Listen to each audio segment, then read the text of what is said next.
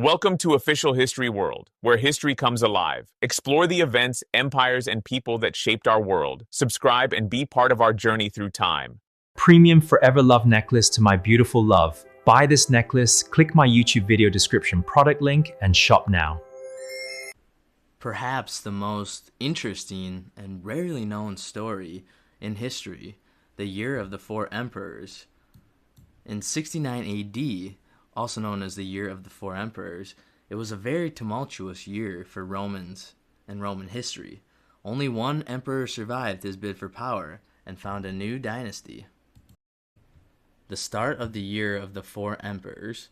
Although Nero began his almost 14 years of rule remarkably well, by 68 AD he was nearly universally despised.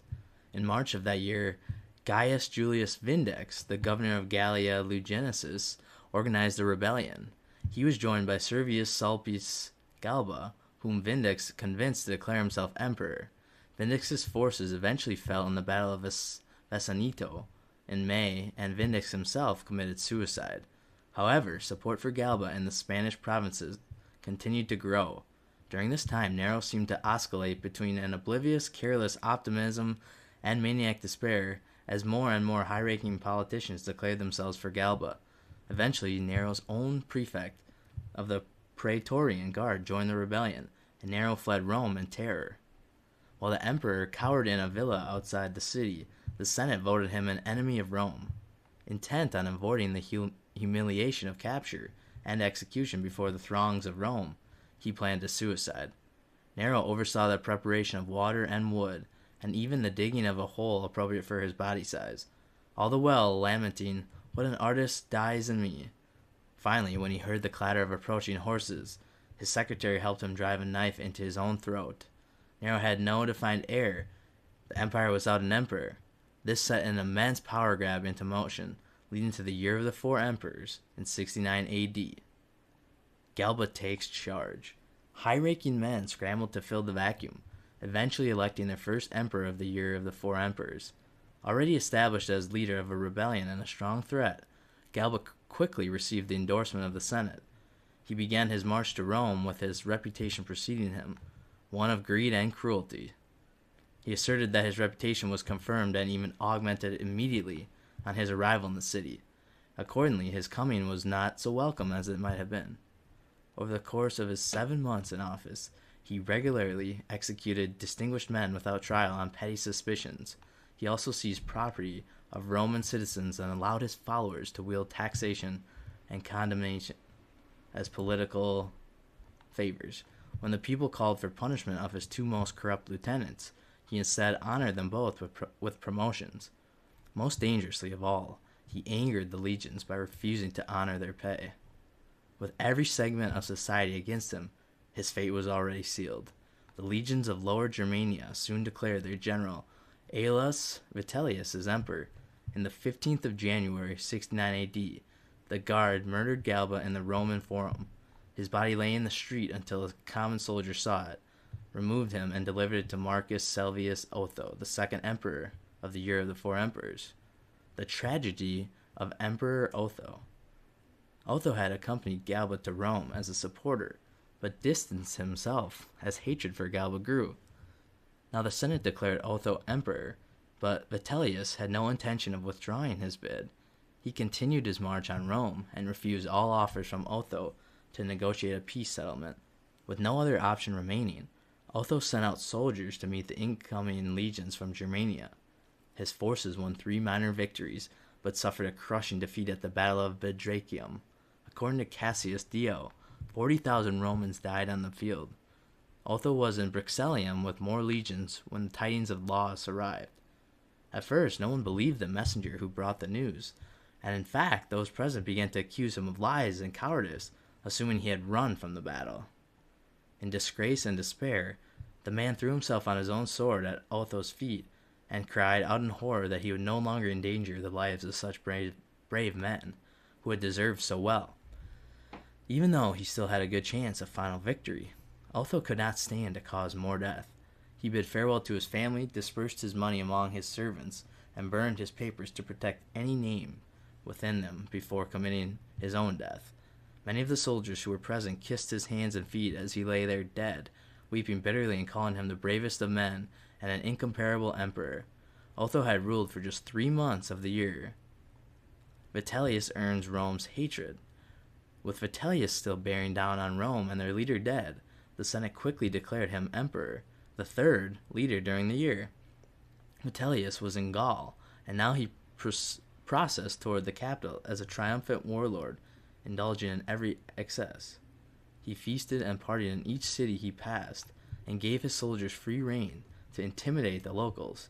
They made unreasonable demands for whatever food, goods, or shelter they desired, and mercilessly beat those who refused. Yet even his own men, glutted on this freedom and pleasure, were appalled by Vitellius's conduct upon reaching the city. Even hardened veterans shuddered in horror at the thousands of corpses still rotting on the bloody battlefield. Vitellius, however, commented to their disgust that, quote, the odor of a dead enemy was sweet, and that of a fellow citizen sweeter still, end quote. He entered Rome in an ostentatious triumph, disregarded the ancient laws of the nation, set himself up with supreme power, and gave great honor and reverence to the memory of Nero. Vitellius proved himself another cruel and arbitrary tyrant, who particularly delighted in executions. Nonetheless, he still held influence over the military, and so held on to his power for 8 more months. The year of the 4 emperors came to a close with its final emperor, Titus Flavius Vespasianus, known to the modern world as Vespasian, the founder of the Flavian dynasty. Across the world in Judea, he had been commanding the Roman legions against the Jewish uprising. In July, Vespasian's men, along with the legions of Syria and Alexandria, declared him emperor and swore their allegiance. The legions of Moesia, Pannonia, and Elysium soon followed, giving him control of a large force. As Vespasian prepared to sail for Italy, the legions of the Danube also declared in support of him. Led by the dynamic Antonius Primus, they swept the Roman cities of northern Italy, and finally met Vitellius's forces in October of 69 AD at the Second Battle of Bedrosium. The battle was long and hard fought, continuing on through the night. It was a single misunderstanding that would finally lead to the victory for Primus. Primus's legion, Gallica, had spent many years in Syria, and they picked up a local custom of saluting the sun when it rose. When the Vitellians saw this, they thought the men were saluting new reinforcements. In despair, they broke and ran, and the Flavian forces pursued them and continued on to Rome. They entered the capital in December. Vitellius' supporters organized a desperate resistance, hurling tiles from the roofs and trapping the invaders in winding streets. Primus's men responded with equal ferocity, and Cassius Dio claims more than 50,000 died in the streets of Rome.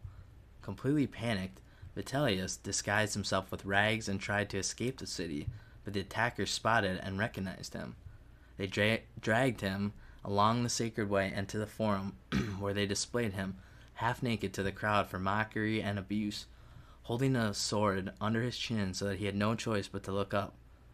Finally, after torturing him for a long time on the stairs of wailing, they finished the job and then dragged his body with a hook through the streets and threw it into the Tiber River, which they paraded on a stake throughout the city. The Senate declared Vespasian emperor on the same day, the 22nd of December 69 AD, the 4th emperor to hold power that year. Although his reign began in violence during the year of the 4 emperors, Vespasian proved to be generally a competent and reasonable ruler. His eldest son, Titus, who succeeded his father in 79 AD, was similarly respected. Yet Titus died of a fever after only 2 years in office. His younger brother, Domitian, displayed much of the paranoia and excess of his earlier emperors.